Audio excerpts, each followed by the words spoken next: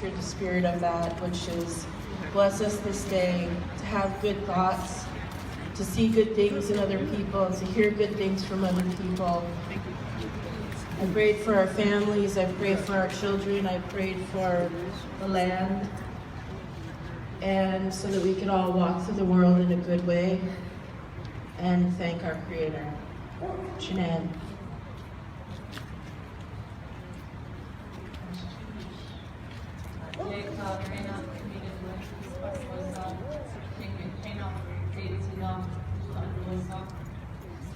My English name is Mina DeWitt. My Shindig names are Khat and Zaytuna. And I would like to take a moment and invoke our ancestors.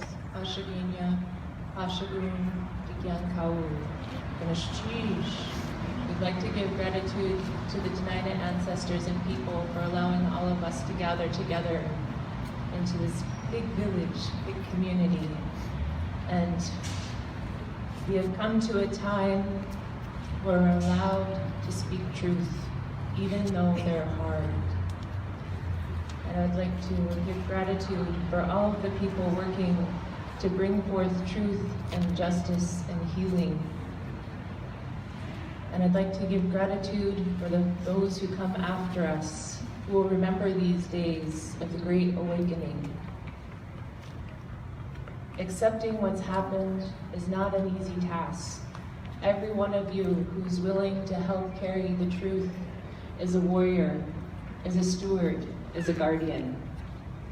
As we move forward, the mission is to heal, to find forgiveness, and to learn how to love each other. And in that way, we can create safe communities for all of our people, right? Our red people, our white people, yellow people, black people, all of our people. And in this way, we give thanks for all of you coming together to unify in one heart, one mind, one spirit. Ganashchish, Ganashchish, Ganashchish.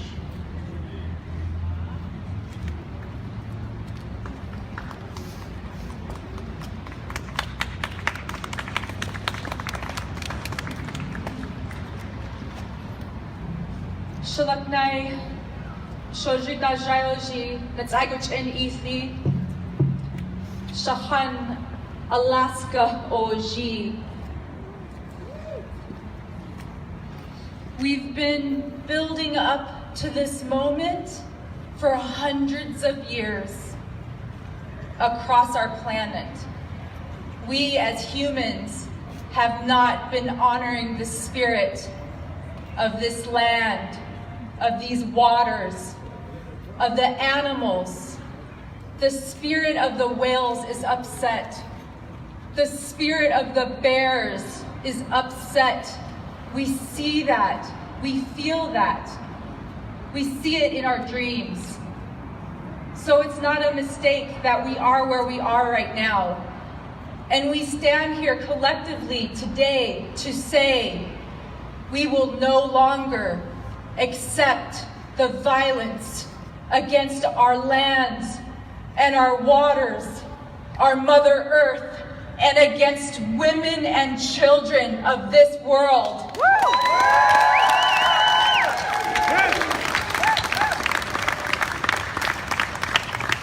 It doesn't matter who's in power. They think they have power because they have money.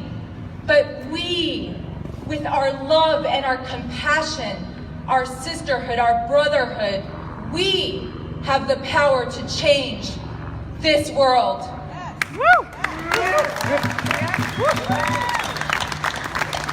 If our children have a chance, then we will defend and protect. And I'm going to lead us in a chant right now. I'm going to say we love, and you all are going to say our bodies. I'm going to say we love, and you all are going to say our lands. I'm going to say we love, and all of you are going to say our waters. We love our bodies. We love our lands. We love our waters.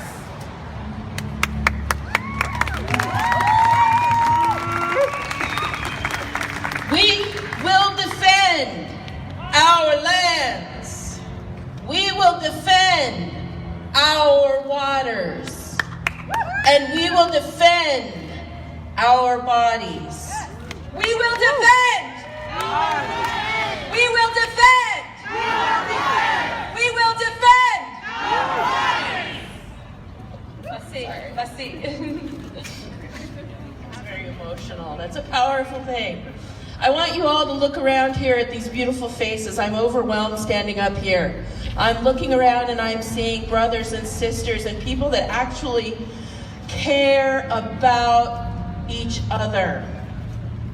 It's powerful to stand here and look out among this crowd of beautiful people and beautiful faces, and the energy here and the movement that we have to speak these truths. You can feel it in the air.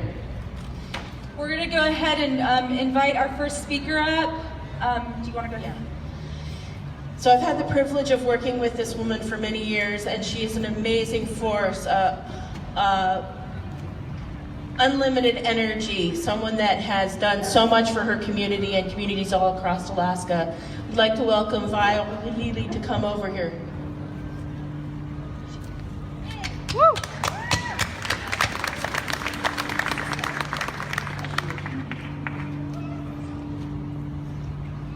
My name is Vai Wari. My Yupik name is Bawan Hap. My parents are the late Janet Delawari from Sibunga on St. Lawrence Island. Our traditional name is Sivokak. Our grandparents were Wari and Ayuklip. My grandfather was from the Pumuk clan, and my grandmother was Kanerami. I am a St. Lawrence Island Yupik grandmother, and I would like to thank the first people, the Dena'ina, whose lands we are on. It's an honor to be here. It's so great to see everybody out here as we raise our voices together so that we can defend the sacred. I have been working with our communities and leadership on St. Lawrence Island, addressing our concerns from 2 former Air Force bases. The military came during the Cold War, and our families are now displaced because of the military contamination. Because of our proximity to Russia during the Cold War, they came and established 2 bases. And the burden of proof was put on my people. And it's been very difficult to hold the military accountable. But they are still not above the law. And at the direction of our leadership, we also look at global contaminants that arrive in the Arctic through air and ocean currents. We are some of the most highly contaminated population on the planet because of our reliance on our traditional subsistence foods. My people continue to live off the land and ocean like we have for many, many generations. I am here to be the voice for my people. I'm here to be the voice for the bowhead whale, the walrus and seals, our loved ones gone before us whose lives were prematurely ended, our ancestors, my community, our leadership, and for those who do not have a voice. Our lands and waters are being contaminated by multinational corporations who are driven by profit. They do not take our health into account. This is resulting in our bodies being assaulted. This is a term called environmental violence, where we are being contaminated without our consent from toxic exposures to military-industrial complex.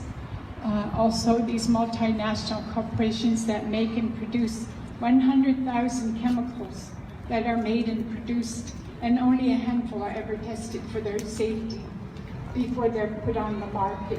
So this assault on our bodies, unfortunately, an Arctic Indigenous women's breast milk is at the top of the food chain because these toxic chemicals, they bioaccumulate or go up the food chain and they are ending up in our bodies at levels we should not be eating our traditional foods. 70 to 80% of our homes on Sivokak we eat only traditional foods like we have for many, many generations.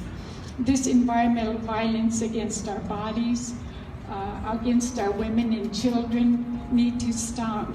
Multinational corporations and industries that make these toxic chemicals, even though we don't have chemical manufacturers on our lands, they are ending up in the Arctic. They come here through air and ocean currents and get trapped in the Arctic.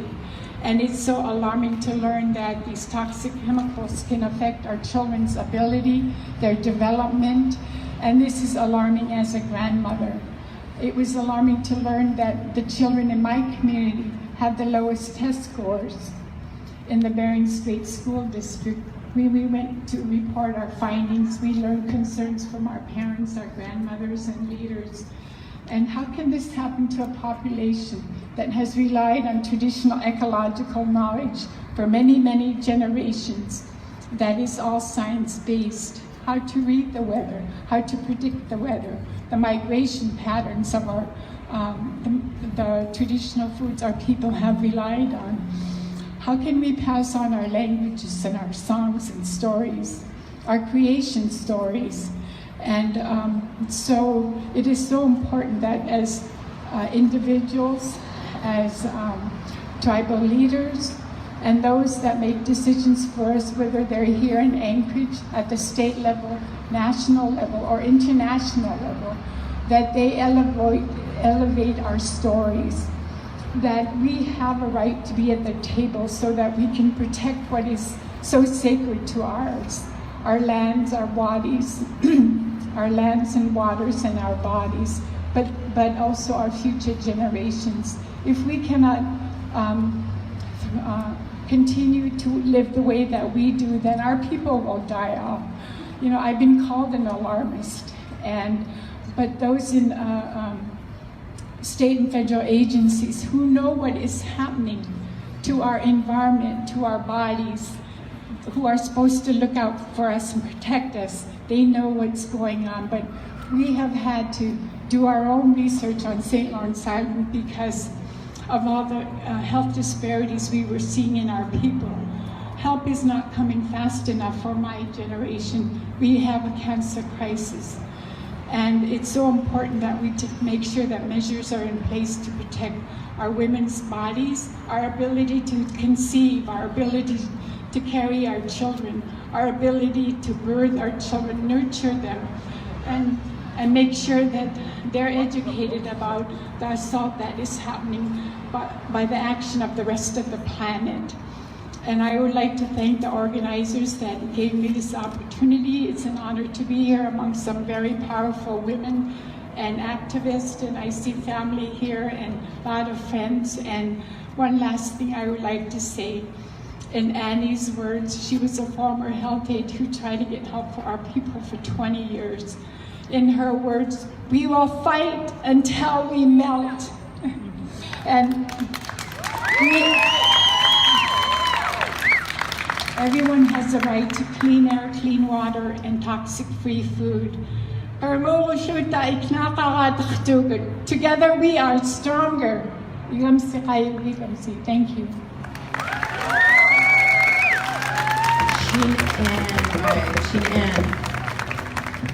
I just want to make sure you all heard something that I heard that was really powerfully important. Can you close your eyes for 1 minute? Just 1 second. Indulge me. Can you imagine that you have to make the choice of whether to feed your child something that might make them sick or not feed them healthy food? I think we distance ourselves sometimes because it's happening way across the state of Alaska. These are painful choices that people are making.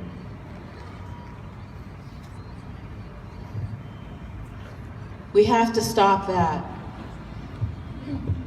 So I just want to remind everybody, we're here because we're done being silent. We're taking this message to AFN. We're taking this message to the world. We will not stand up anymore for the violence against women, our lands, and waters. So my sister Pananga Pangawi, and it's really hard for us as women to stand up and speak our truth if we don't have a strong sisterhood. So it's my honor to introduce Pananga.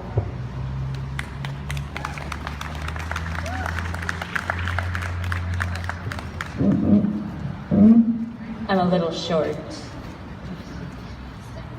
Stand by me. This is Maya Sanga. I love her.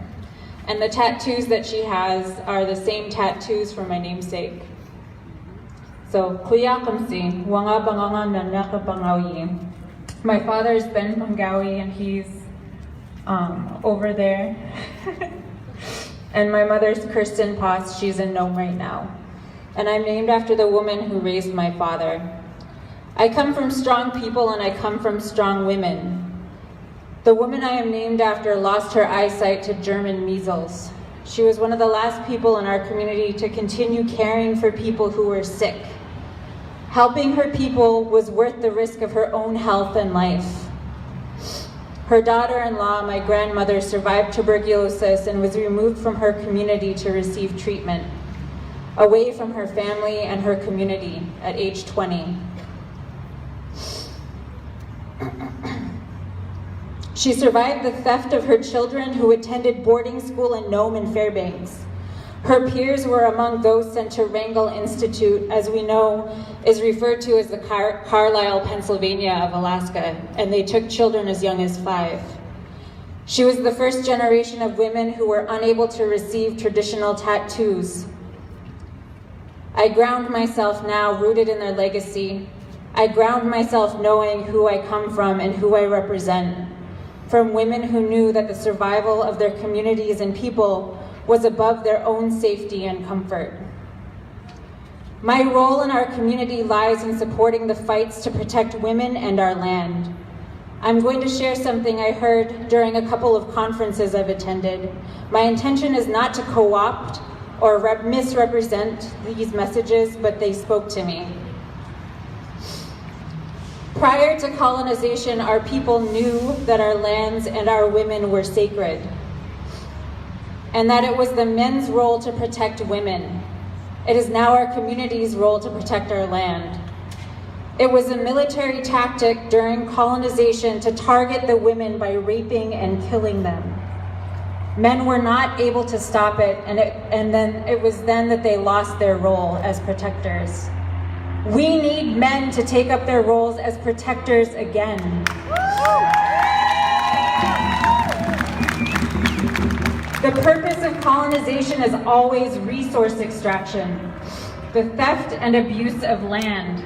And as Ricky Tagaban has said it, the first step of colonization is always genocide. And if that fails, the next step is assimilation. Our bodies and lands are abused and stolen, and then we are taught to do it to ourselves or to accept it being done to us. As a community, we have failed to protect and support our women. The systems that have been imposed on us through colonization fails to protect women and fails to protect our land and our way of being. Women who speak out are targeted. If you don't make space for women in your communities and your organizations, they will stay silent. We need to make space in our organizations, and we need to make space in our families. We need to believe survivors. We need to stop protecting the men who hurt them. It is our role to protect the survivors, not the men. It is our role to protect the land. The colonizer violates the mother's body just as our bodies are being used and abused. Indigenous people can see the parallel between the abuse of the land and the abuse of women. We urge you to push leaders to make spaces to hear women, to take action to protect women in our communities by using your voices to speak out in solidarity. We urge you to push leaders to make spaces to hear Indigenous people when we speak out against the non-consensual violence against our land and waters. Our tribal and state leaders must work together to protect our bodies, lands, and waters. To continue in silence means accepting death, and we cannot accept death.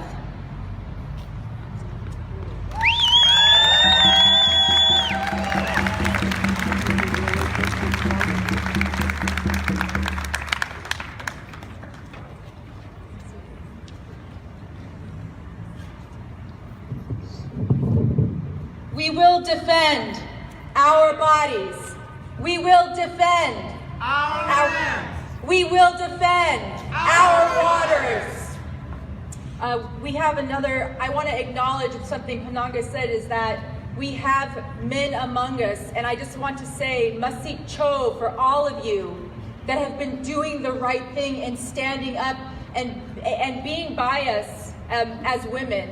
That's extremely important. And our next man is a young man. His name is Nawea, and he's Tlingit and Cherokee. He's also a language advocate, and he's a part of an organization called AWARE, which is aiding in abuse and rape emergencies. So please help me welcome him.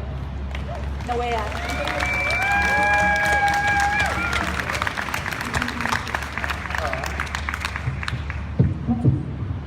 Nawea sorry to Lakal Einach Austin Tagabin Yechad Usak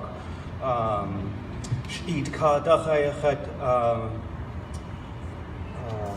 I didn't really know what to say today, and I've been thinking about it for a long time. But I just thought of this quote from Cyril George. He says, "Ha shingit siti deha iad dultuya wuch ya awudana wuch ischan," and that means so that means in our Tlingit way of being, we have respect for each other. We love each other, and I think about this quote a lot because it comes from a story about a young man named Ak Tatsin who disrespects the salmon and experiences, goes and he lives with the salmon people and experiences this way of life with them. And I think that, I don't know what to say, I'm sorry, but I love you! I think for me, working at AWARE has taught me a lot about my place as a man in this movement in trying to end violence against women. Because for me, it's not about me as a man taking the lead, right? Like oftentimes men will come in and we think we know what needs to happen, but women have been doing this work for decades. And so we just kind of need to get out of their way and help them.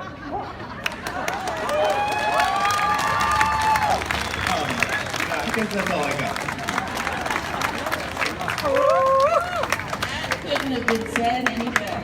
That was perfect. And on that note, I just want to say, women, we have been natural community organizers for hundreds of years, since the beginning of time. And events like this and movements like this don't happen without community organizers. So all of you out there that are community organizers, those of you that put the blood, sweat, and tears to make this event happen, if you could just raise your hand so we can acknowledge you. Raise your hand. Raise, community organizers, please, raise your hand. There's a lot of people in our communities that they do the hard work, right? They're the ones cooking, they're the ones making these events happen. And they're not asking for acknowledgement, but it's important that we see them and that we acknowledge them. So let's Lift them up. Yeah. So our next speaker is someone that I love, that's very dear to my heart, who's my niece, who she puts me in my own place sometimes, and she reminds me to be strong and to continue doing this work. And I have so much love and respect and admiration for her. So, Kwana and I.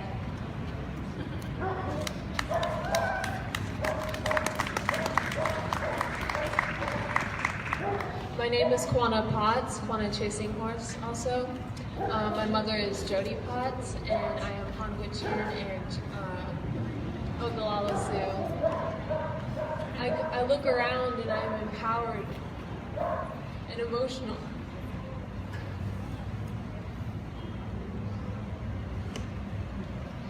So many beautiful women, so many missing and murdered, taken from their families, from their lives.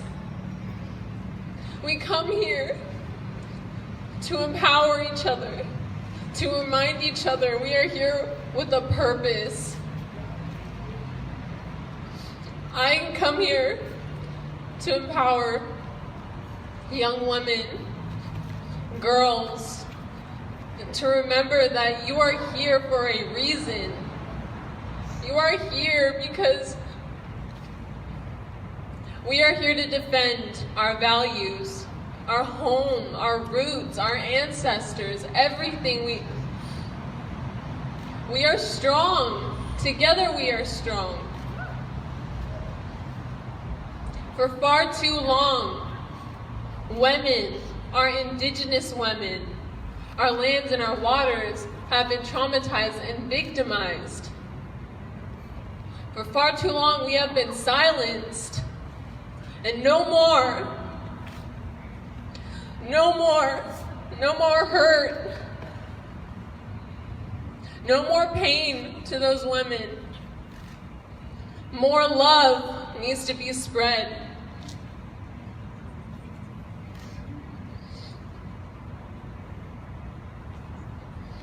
I had a few things I'd written out to say,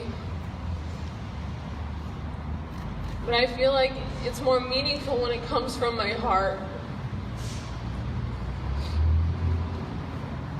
I always have to remind myself that I am here. I am here because my ancestors, my women, my grandmother, my mother, my great-grandmother fought for me. They have been fighting for me for decades. And I am still here, and I am strong. And I thank every single woman, every single indigenous woman that have been putting themselves out there and sacrificing everything to stand strong.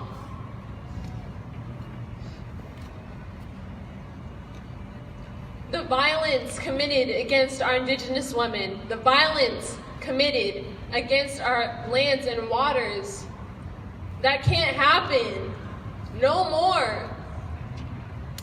I don't want to see my land turned into something unrecognizable. When I go hunting with my mom, I embrace how strong she is. I see how strong she is. She comes home every day stressed because she is a strong woman in a high power position, and here she is, still. Our lands are sacred, our women are sacred, our waters are sacred. No more destroying it. No more.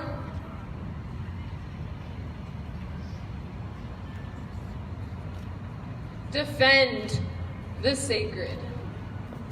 No more hurting the sacred. Let's see.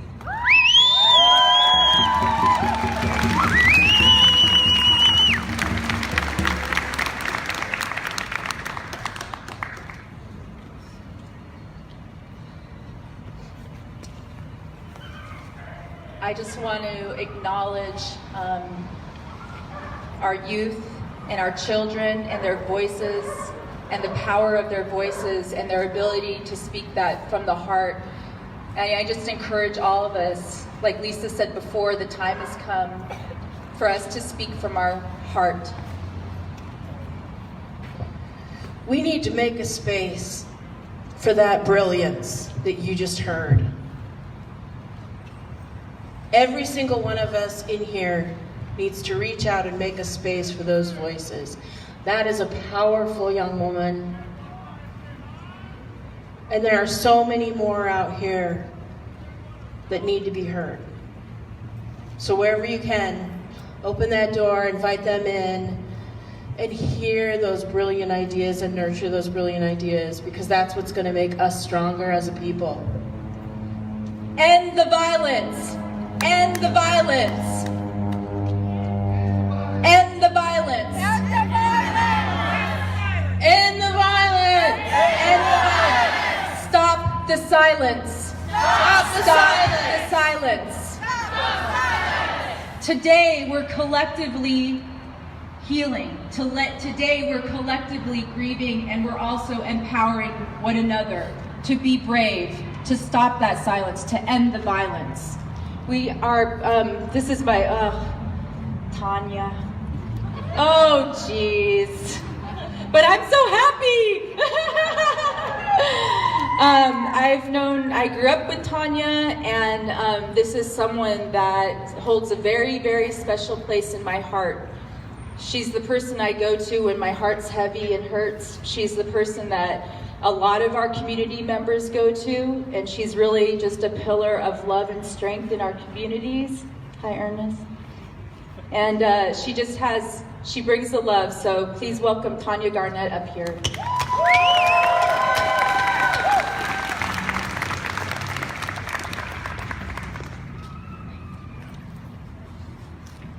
Shortri Tanya Garnetoji, Vajran Gokot and Ihli Ga Febring Squichi, Shahan Lillian Garnetoji, Shatit Jerry Garnetoji. My name is Tanya Garnett. I'm the Executive Director for the Native Village of Initai Tribal Government. I am Nits Anchorage in, and I'm here to talk to you about the direct attack currently being put upon us as Gwich'in people, and I want to ask that my Gwich'in people come up here and join me. I have my tribal council members here, Ernest, Eric, and Myra Thuma, but I want to ask Gwich'in people to come up here and stand, because we're in this fight, we're not alone. Like we hear today, together we're stronger. We're the result of the prayers of our ancestors. Every day when we live, our ancestors work through us. When we come as one, but we stand as 10,000. It's because of the prayers of our grandma. Every day we live our life and we try to do everything in a good way. And right now, the United States government has mandated that they open the birthing grounds of the porcupine caribou herd to oil development. And they're in the process of doing an environmental impact statement, which usually takes anywhere from 3 to 5 years. They're trying to do it in 1 year. They're expediting this process, and they're like steamrolling us. We're having to learn fast and hard a foreign system that we don't understand, and we're having to learn fast and hard. And luckily we have a lot of supporters and a lot of help with people that stand with us. And we stand here today as Gwich'in people saying that we're not doing it alone.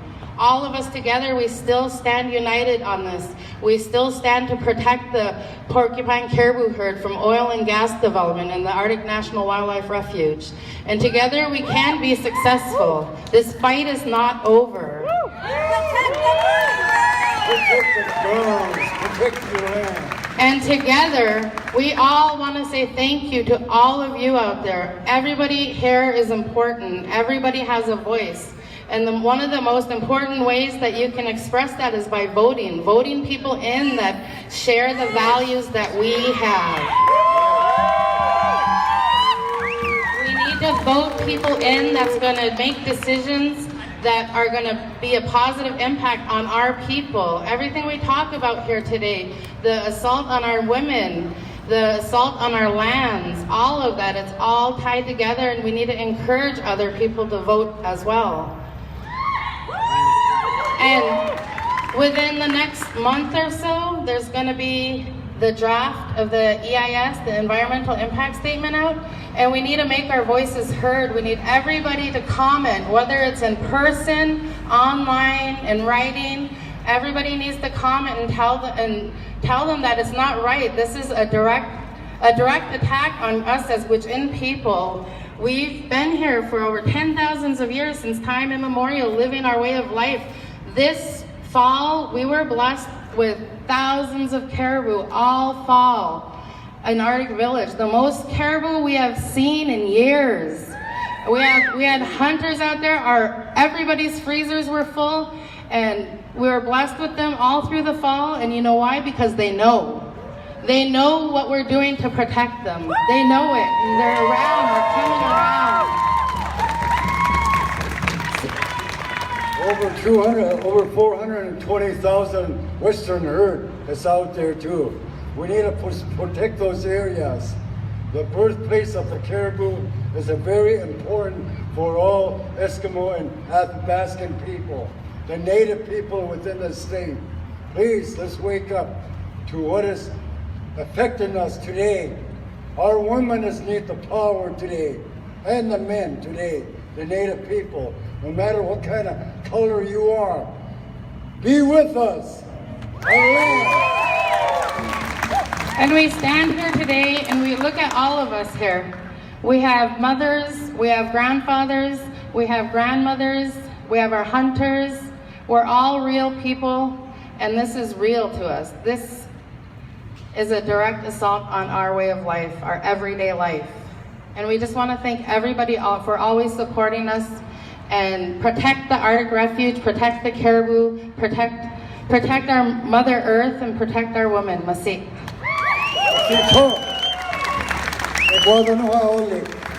Defend the caribou! Defend the salmon! Defend the caribou! Defend the salmon! Yes on one! Yes on one! Yes on one! Yes on one! Masicho.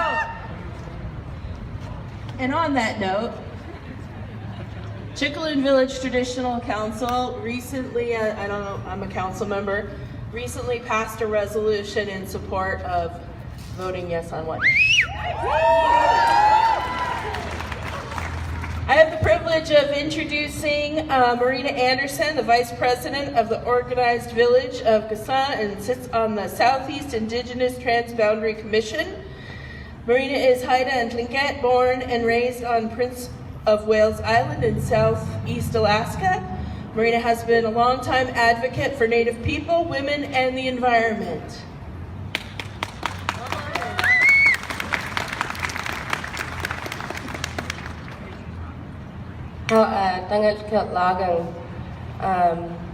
Mary Bell di Nanu Asian, Robert Kennedy di Chenu Asian, James Anderson di Khat U Asian, Forrest Anderson di Au U Ijang, di Uk It Khatagang, Gasaan Ust Ijang. My name is Marina Anderson, and I just told you who my grandmother and my grandfather were, who my father was, who my mother is. I told you I'm of the Raven moiety and that I am currently residing in Kasan. I have the chair of the Southeast Indigenous Transboundary Commission, Rob Sanderson Jr. here with me. I invited Rob to stand with me because Rob is an example of a protector, of a man that knows his role in our society. And so I asked him to stand here with me because he is a protector.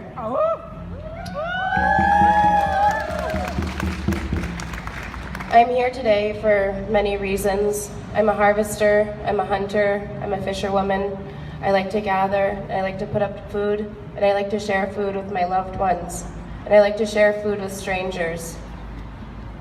I'm also here today because I'm a woman. I'm an auntie, I'm a sister, I'm a daughter, and I want to be a mother someday. But I can't be a mother if there is no safe and clean environment for my future generations. I live every single day in pain. Every single day in pain. I'm in pain because I know that there are missing and murdered Indigenous women. I know there are women being abused this very moment. I know that there are women that are afraid to go home because they are afraid to be abused. I am afraid to walk down the street because of the harm that can be inflicted on me. I live every single day in fear because I have fear for those women. I'm afraid that those women are going to go missing, that those women are going to be abused, that those women are going to be murdered. But what I think is even more powerful is that I'm also here because I have a lot of hope. When we stand here together in solidarity, when we start to move things forward together instead of taking these steps by ourselves, we can take action and we can make things happen.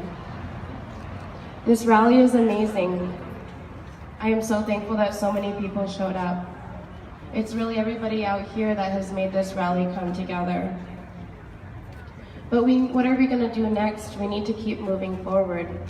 This rally is not enough. This rally is only the fuel to our fire. We need to go to our policymakers and we need to tell them that we need to have more safety in our villages, more safety for our women, for our people. We need to have more safety for our environment. We have a huge obligation. We have a huge obligation to our women. Our women are birthing our future ancestors, and our future ancestors need to have the same environment that our past ancestors had, so that they can continue our way of life.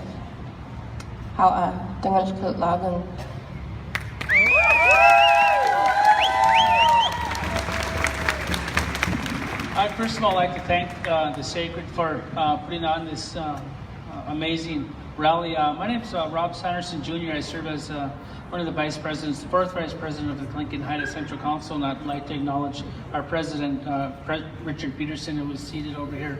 And to all my friends and family from Southeast, please raise your hand. So, you know, we are very happy to be part of this. My grandmother, Helen Sanderson, she was an ANS Grand President in 1939-1944. She was right there hand in hand with Elizabeth Bradovich working on civil rights. So, you know, I would like to say I follow in her footsteps, but those are pretty big steps, shoes to follow. You know, I am here today to support our women and children. And saying that, you know, I'd like to say a few words about our youth. Marina here, she was our youth rep not too long ago at the Lincoln Haida Central Council, and we have another one here, Stephanie, if you can raise your hand. She's our emerging leader now for Central Council. And so, under the leadership of the Central Council, we are working to build our youth and to encourage them and put them in positions where they can help the greater body and the greater good. So, Marina might have mentioned, she mentioned that I serve as the chairman of the United Tribal Transboundary, and that's good and well, you know, but the real power is done behind the scenes, and she is an excellent board member. And right now we are grooming her to get into the executive committee position on that group.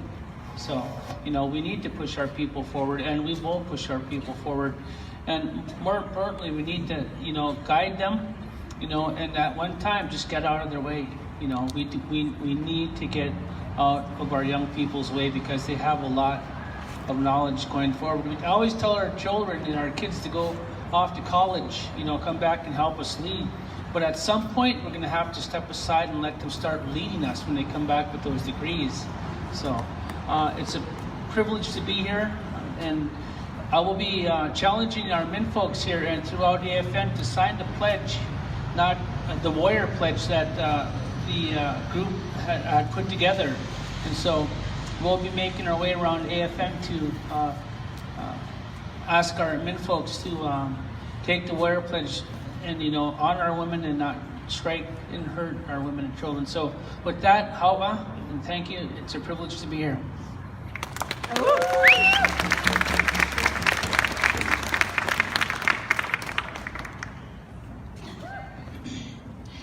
Jeananne, I want to thank everyone for your patience and especially our elders for being here. It's a little chilly, and also I want to bring something up that I just want to call it out in this space because we've had a rough couple of weeks with systemic injustice, and I think we need to call it out into this space for what it is. You know, no longer are women going to be abused, harmed without repercussions. No longer does our judicial system get to ignore the injustices done to our women. No longer does the prosecutor's office get to make deals that give perpetrators passes to harm our women.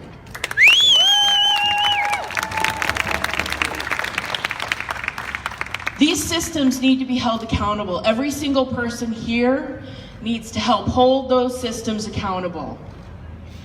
Women need to be represented in these systems, and we need to have justice from these systems.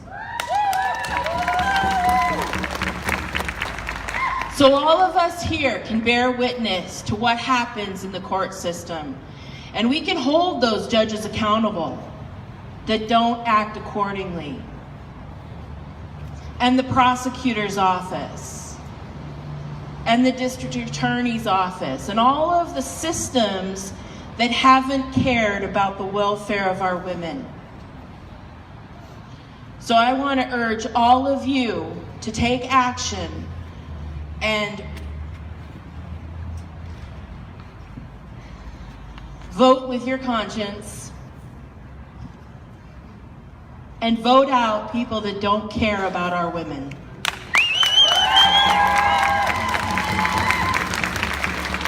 So our next speaker is my sister and really dear friend. And I've watched for years as she's literally put her body and self in harm's way to protect not only our women and children, but our men too, and our communities. And she has a really tough job and a tough position.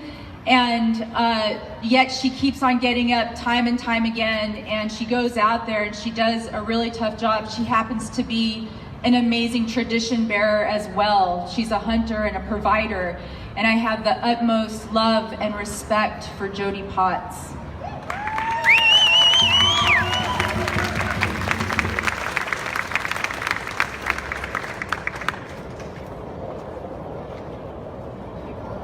Good afternoon. Thank you for that really kind introduction.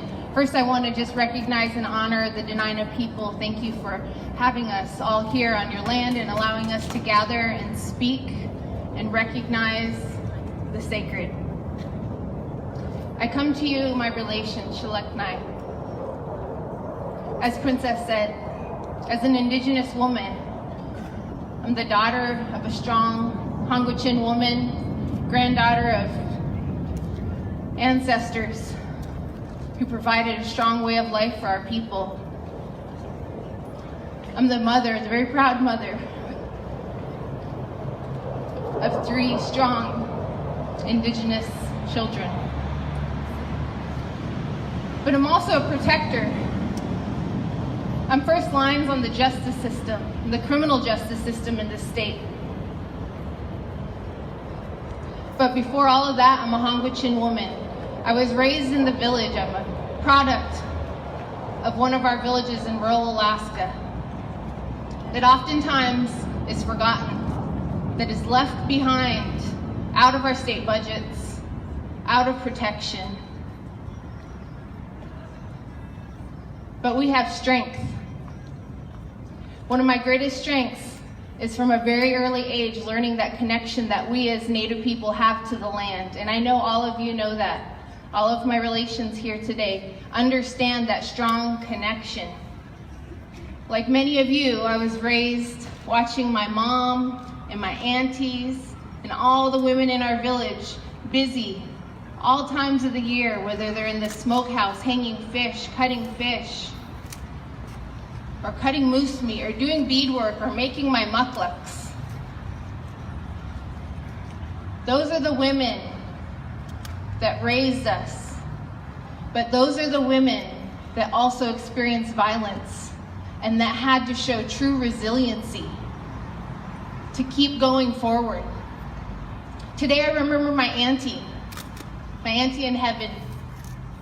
She was murdered in 2012 in Fairbanks, on the streets of Fairbanks. Her murderer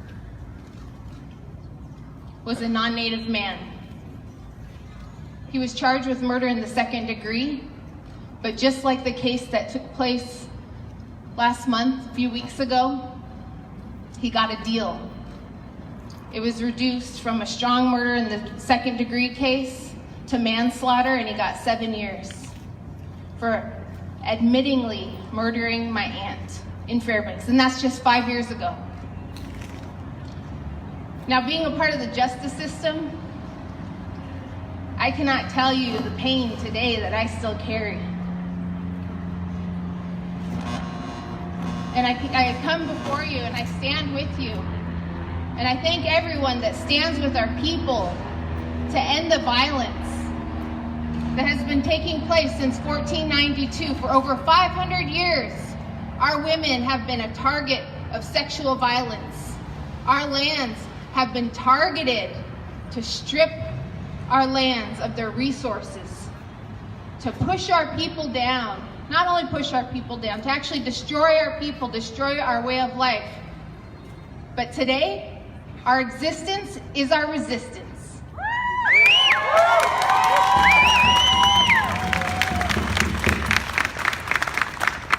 In 2018, more than ever before, there are more women running for public office, Native women running for public office than ever before. We have to vote. We have to vote people in that carry our values, that are gonna create strong laws to protect all women, that are gonna have laws to protect our lands and our way of life so we can continue the way of our ancestors. For far too long, we have been on the defensive. We have been defending our way of life, our people, our lands, our women. And it's now, today is the day. Time is up for all the oppressors. Time is up. With the strength of our ancestors, we're going to keep pushing forward. We're going to say no to violence against women. No to violence on our lands. No to violence on our waters. We're going to end the violence today, together, collectively. Stand with us. Masi.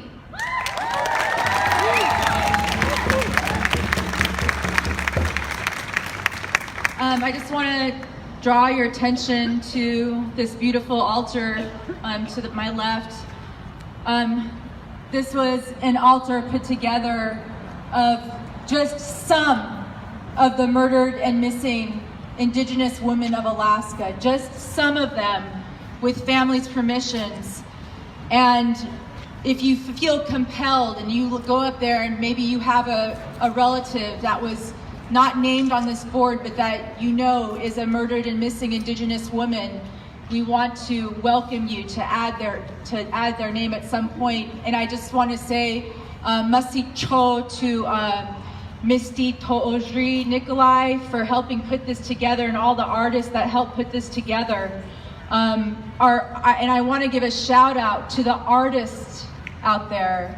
You'll notice I'm wearing this beautiful scarf that was designed from the art of Sarah Whalen, who's standing over there. Yay! And you know, our artists, they take their spirit and they take all that emotion that we're feeling and they put it into something visual and tangible. And sometimes those feelings of grief and these feelings that we're having, we don't know how to even name them. We don't even have words for them. We can't express that deep grief. And when I saw this art that she created, it really touched something not only in me, but it touched something in hundreds of women. And we put it on these scarves because this is what it's about. It's about acknowledging that pain and grief, but it's also about saying no more, that we won't be silent collectively anymore, that we will believe the people that come forward, the victims. We will believe and we will stand by their side, and we won't protect predators anymore. It's so hard, right? Because some of them are our family members, but we won't protect them anymore.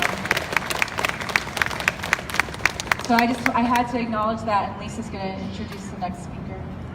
I just also want to say these art pieces are made in ceremony with tears, and we were blessed to follow that journey as they were being made as well, and have our own tears and healing watching them being made. So Chinan, we wanted to recognize also Payamor for the beautiful t-shirts that were made. Lisa Chinan. One that's being worn.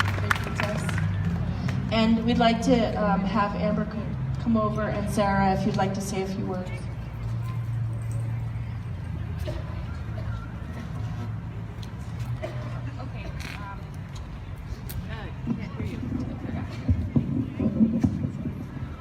So I started this Gus Book project at the beginning of the year to give a voice to all of the stories that aren't being shared enough. And I was trying to think of a way to physically represent the weight that we carry from this systemic violence that comes from colonization and that comes from everywhere. And we all feel it, and we've all lost someone. And our communities are healing from this, but while they're healing, they're trying to regroup in the face of just an incredible amount of physical violence. And so I was lucky enough to have the trust of community members that shared their stories with me.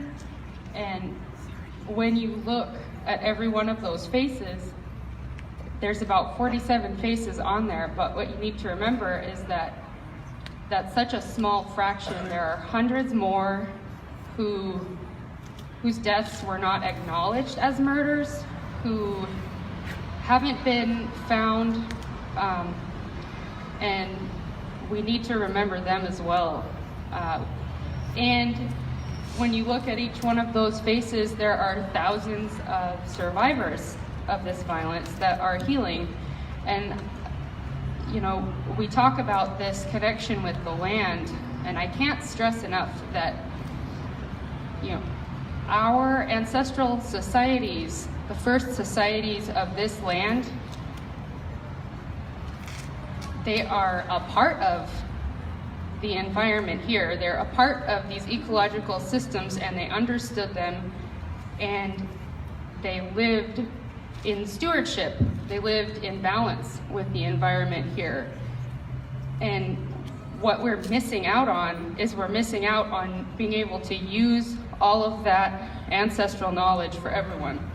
And, you know, it's really heavy to talk about all of these painful issues, but we need to remember, as Native women, we carry the solutions. We carry the healing in our bodies. Our ancestors knew, because they looked at the land, and we can look to the land, and we can look to the water, and we can look to all of our ways of being and all of our ceremonies to lift us up and to heal us. And, you know, I can't stress enough that we cannot afford to wait for equal representation from a system that has historically oppressed us and traumatized us.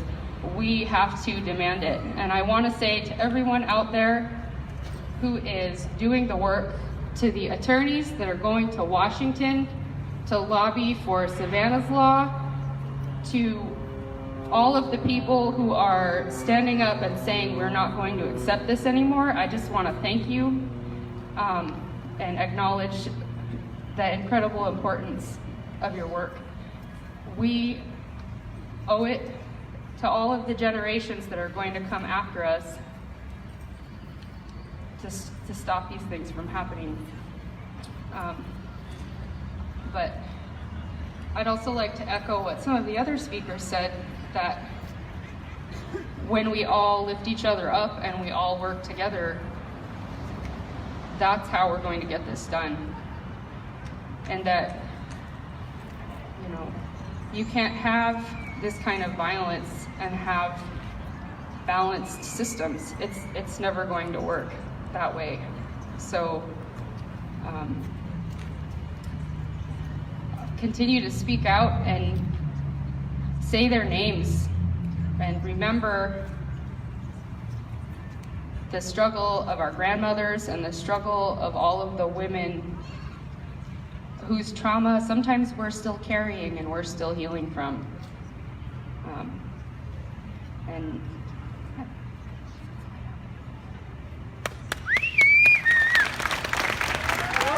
Jeananne, for creating this wonderfully beautiful representation of the pain and the fear and the hopes and the dreams that we have for our women and our children. And these pieces are sacred. Our art is sacred, our stories are sacred. There are hundreds of stories out here right now. If any of you are at that place where you want to start sharing your stories, see any one of us that are up here and we'll help connect you in with resources and people that will help. And Misty's over there and she has a sheet of paper, so if you want to add a name, please go see her. So our next speaker is one of these leaders that we've been talking about. Women are stepping into these leadership positions, and it makes a huge difference for our communities.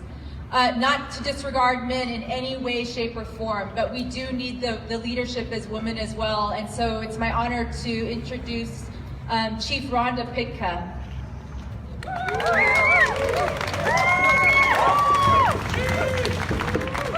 Thank you. And thank you all for coming today on this cold, rainy day. I'm from the interior, it's a dry cold. My name is Rhonda Pitka. I'm chief of the village of Beaver. This is my youth delegate, Jennifer Guthrie. Whenever I go somewhere, I take a youth with me. Mentorship is one of my values that I value greatly. I want to give her space too. I'm not going to do this forever. I'm tired. You know, the only reason my hair is black is because Adrian Blatchford.